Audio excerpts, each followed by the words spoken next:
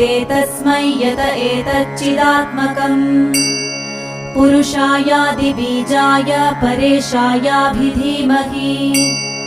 यस्मिन्निदं यतश्चेदं येनेदं य इदं स्वयम् योऽस्मात् परस्माच्च परस्तं प्रपद्ये स्वयंभुवम् यस्वात्मनीदं निजमाययार्पितम्